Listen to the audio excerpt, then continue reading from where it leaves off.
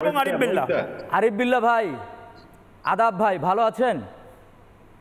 হ্যাঁ ভালো আছি দাদা, কেমন আছেন আপনি? হ্যাঁ দাদা, আপনাদের দোয়ায় বেঁচে আছি, কিন্তু আপনারা তো বাঁচতে দিচ্ছেন না। আরিফ বিল্লাহ ভাই, আপনারা পার্শ্ববর্তী দেশ, আমরা সবার আরিফ বিল্লাহ ভাই একটু বলতে দিন, আরিফ বিল্লাহ ভাই বলতে দিন, প্লিজ বলতে দিন। আরিফ বিল্লাহ ভাই, আপনারা পার্শ্ববর্তী দেশ ভারতের বিষয় নিয়ে আপনারা কথা বলছেন। আরিফ বিল্লাহ ভাই, আপনারই 7 সমুদ্র পাড়ি দিয়ে আপনারা ফিলিস্তিনি ভাইদের নিয়ে কথা বলছেন, কিন্তু আরিফ বিল্লাহ ভাই, আপনার দেশে সংখ্যালঘু হিন্দু সম্প্রদায় প্রতিনিয়ত নির্যাতনের শিকার হচ্ছে, প্রতিনিয়ত ধর্মান্তরিত হচ্ছে, প্রতিনিয়ত তাদেরকে তাদের বাস্তব ভিটা আপনারা উচ্ছেদ করছেন, সেই বিষয়ে আপনি কথা বলছেন না।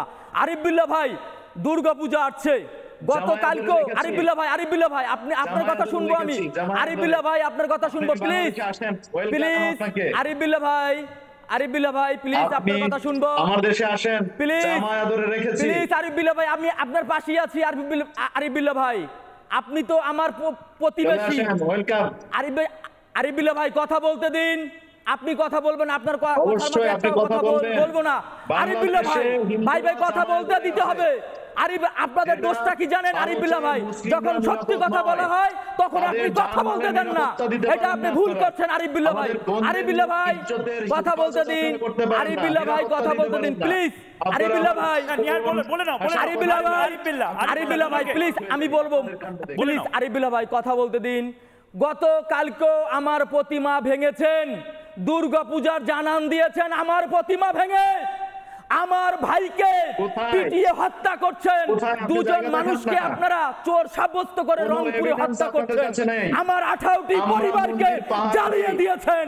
আমার প্রত্যেকটা জায়গায়, প্রত্যেকটা জেলায় আপনারা হিন্দু সম্প্রদায়কে হত্যা করছেন, নির্যাতন করছেন। আপনারা কেউ কথা বলছেন না। আপনারা প্রধান জাস্টিস নিলেন, আপনারা হাইকোর্টে জাস্টিস নিলেন, আমার একটি হিন্দুদেরকে পাহারা দিয়ে রাখি কেন? আরিফ বিল্লাহ ভাই, ওই বাংলাদেশের অস্তিত্ব মিশে আছে, আমার পূর্বপুরুষের অস্তিত্ব মিশে আছে। পরিস্থিতি এই মুহূর্তে বাংলাদেশে, এই ভদ্রলোক, তিনি আমি শুনেছি যে হিন্দুদের হয়ে খুব সরব ছিলেন, খুন করে দেওয়া হলো নিয়ার। ভয়ঙ্করভাবে এই মুহূর্তে যেভাবে কোপানো হচ্ছে হিন্দুদেরকে, যেভাবে পুজো উদ্যোক্তাকে খুন করে দেওয়া হয়েছে। আসলে ময়ূরদা, সর্বপ্রথম আপনাকে ধন্যবাদ জানাই। কেন ধন্যবাদ? শুধু গোটা সমগ্র সনাতনী পক্ষ থেকে 5ই আগস্টের পরে, আওয়ামী লীগ সরকারের পতন হওয়ার পরে আমরা দেখেছি বাংলাদেশে নতুন একটি সরকার বসেছে, ইনুচ মহোদয়। কিন্তু 5ই আগস্টের সেই বিজয়ের পরে প্রতিনিয়ত, আজ 2025 সাল, প্রতিনিয়ত হিন্দু নির্যাতনের মাধ্যমেই এই সরকার তার ব্রেকিং থাকে বা তার খবরের মাধ্যম থাকে।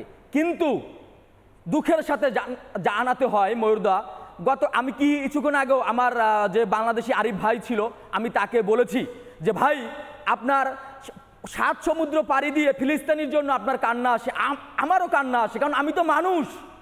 আমি মানুষ হয়ে মানুষের আর্তনাতে আমার কান্না করতে হবে, আমার দুঃখ প্রকাশ করতে হবে, আমার পাশে থাকতে হবে। সেই প্রেক্ষাপটে বাংলাদেশের হিন্দু সম্প্রদায় আজ নির্যাতিত, আজ অসহায়। সেই অসহায়ের জীবনে তাদের পাশে কেউ নেই, তাদের পাশে মিডিয়া নেই। সেই জায়গায় আর বাংলা 5ই আগস্টের পরে আমরা দেখেছি, এই আর বাংলায় সর্বপ্রথম বাংলাদেশের হিন্দুদের দুর্দশা তুলে ধরেছে। আরো কিছু মিডিয়া আপনাদের দেখানো পথে হেঁটেছে, কিন্তু আমরা নিহার, জানো তো, আমরা আসলে নিজেদের কাজটা করেছি। আমরা মিনমিন করে কথা বলি না। আমি জবাব চাই বাংলাতে কোনোদিন ইনিয়ে বিনিয়ে বলিনি। তোমাদের উপর যে নির্যাতনটা হচ্ছে সেটা নিয়ে কেন এটা ইন্টারন্যাশনাল হেডলাইন হবে না কেন? না না, নির্যাতন হচ্ছে না, সুরসুরি দেওয়া হচ্ছে, সুরসুরি দেওয়া হচ্ছে, হিন্দুদেরকে আদর করা হচ্ছে। আরিফ ভাই, আপনি উগ্রবাদী চশমা পরে আছেন। আপনি দেখেন রংপুরে আমার দুটো বাবাকে পিটিয়ে হত্যা করা হয়েছে, গোটা বিশ্বে আলোড়ন সৃষ্টি হলো।